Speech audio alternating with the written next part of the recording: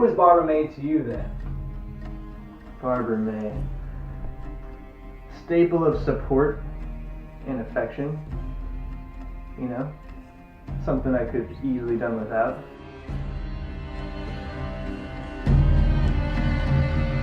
What was she like growing up? You know, like from every other, you know, loving mother who's always there for you. And it was ridiculous. I don't want to be in a video or any documentation of a potential saint. I mean, can you imagine what kind of consequences can happen to me? I don't want to be in it.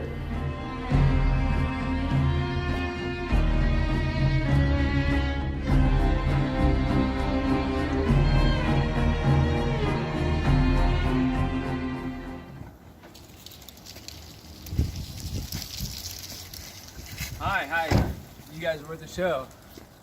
Yeah, thanks for coming. You know, we'll come inside.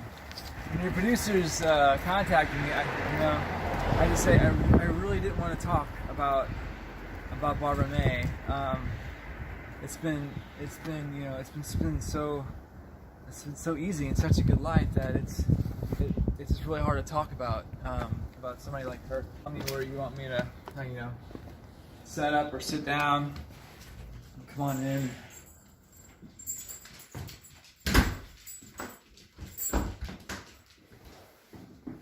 This is the house. Back here, I'll show you the kitchen. We have the outside, backyard.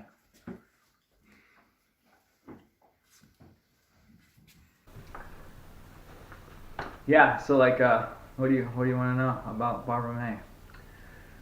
Like I remember growing up in in school. She'd wake me up every morning to make sure that I got to school on time. Like every goddamn morning, she would wake me up by saying, "Chop chop, time to get to it, time to hop on the ball, up and at 'em," every morning. And every morning I kept thinking, who is Adam? Why do I have to get on the ball? And who is Adam? Up and Adam. Who? This is way before my nephew Adam Weinstraw. Who is Adam? But every morning I get up, I get my lunch. I get the same lunch every morning, just like I always wanted: peanut butter and jelly, and maybe potato chips and a Capri Sun. I mean, unless you're in that situation, in that you just think it's normal. You don't think that it's different for everybody else. Until one day you're out on your own. Like you don't know what that's like when everything is just set up and perfectly structured for you, like the Brady Bunch. I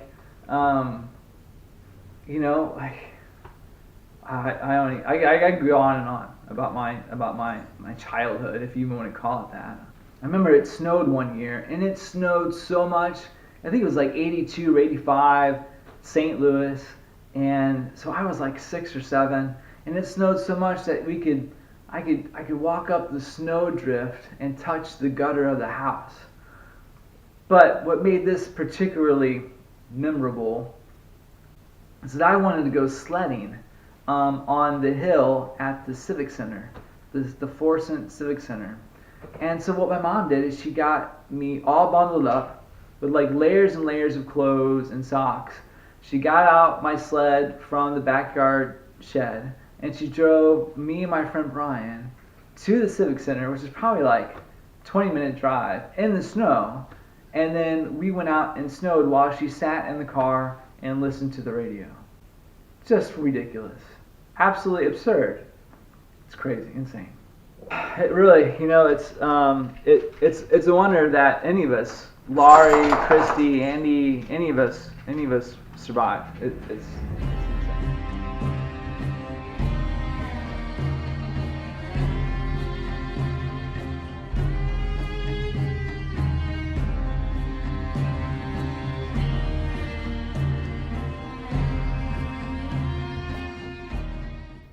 When did you first meet Barbara May?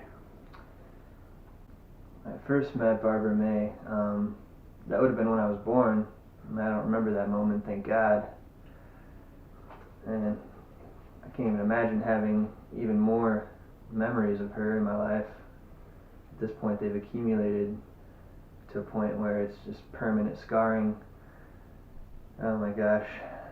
Yeah. Well, let me tell you this. One of the first memories I have of her was she singing me to sleep. I'm a very small child, and I'm supposed to be going to sleep. It's my bedtime. You know, who even has bedtimes, right? Like, what kind of martial law is this that I'm supposed to live in under? So she's singing me to sleep, trying to soothe me. It's working perfectly. Awful. And then she kisses me on the forehead, and I wipe it off because I don't want that on my forehead. What is that? What is that, love? And then she says, you know, all you did was rub it in. Just totally reliable at basically every point. Honestly, just like the face of the family in a way, you know? Like the title of just matriarch and leader, provider, everything wholesome you can think of. It's just really, it's like, it just makes my skin crawl. She just makes it a point to always be around, especially when they need her. And it's just, like my sister, for example. My sister Katie, she graduated college. She had Graham to talk to all the way through if she ever needed some emotional support. And then not only that, but Graham showed up to the graduation. So Katie couldn't even be there to prove I did this on my own. Graham was there saying, nope, I was there to help you out.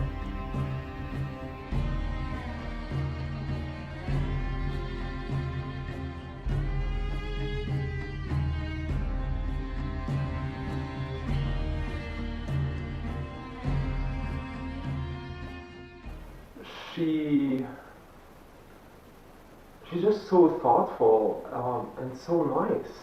It's toxic. I remember, for instance, like we would be having a random conversation with her at her home, and we will say like, oh, that recipe that you made before of that cornbread, oh, it was really delicious. And that's it, you know, that's the end of it, and we leave, and in the mail, we get a handwritten recipe of that cornbread, just because we said it's so delicious. It's handwritten, like, she actually put the effort to sit down and bring a note card and beautifully handwrite that recipe so you would keep it. She didn't just like, you know, quickly write an email and shoot it to you. No, she actually put the effort and the thought to actually sit down and write a recipe and mail it to you. I mean, really, what is this?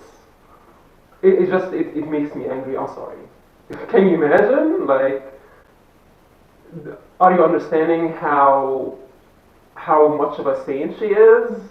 Like, who knows? She may be sending presents, cards, all the cards. Oh my God, the cards! I just remembered all the cards. She sends cards in every occasion. Like, it's just, and sometimes she will send even money in the cards.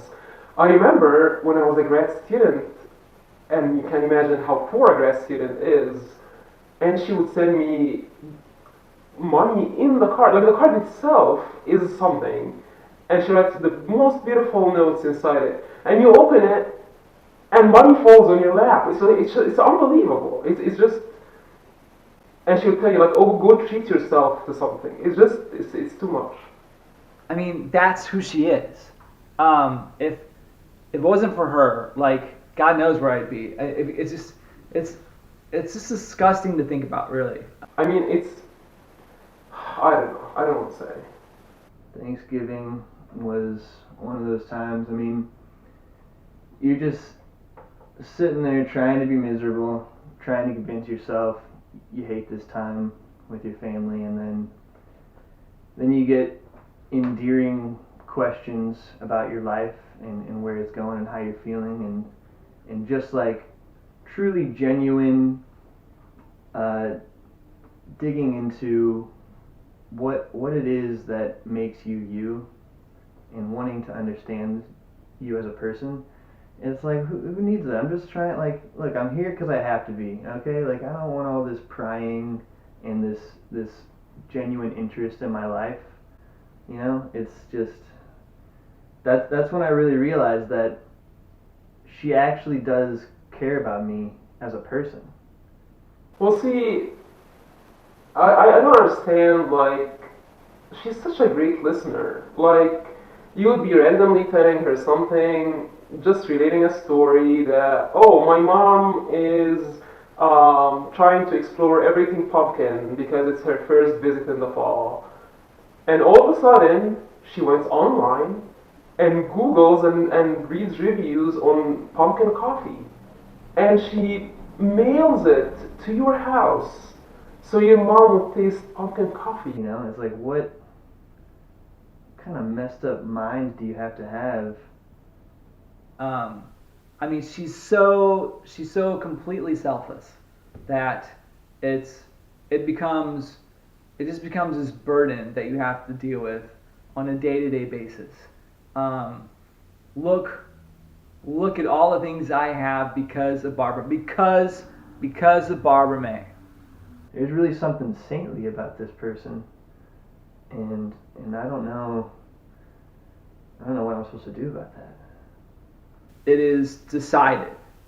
Barbara May is, in fact, without a doubt, a saint. Then maybe we can put this all behind us. Of course, she would turn down taking credit for being such a good person. Of course, she would deny any allegations that she's gone out of her way to help people. You know, it's just there you go. I mean, that's basically part of sainthood, right? Like, any saint you can think of is just doing it because they want to be a better person. They're not doing it for the recognition. I think there is no doubt she is one. I mean, really, I've known it. I had my doubts initially when I first met her, but really, it's been so many years now that I have no doubt that she is one. I mean, what else do we need to prove it? Really? Yeah, it's you know, it weighs on you, to be quite frank. It really weighs on you.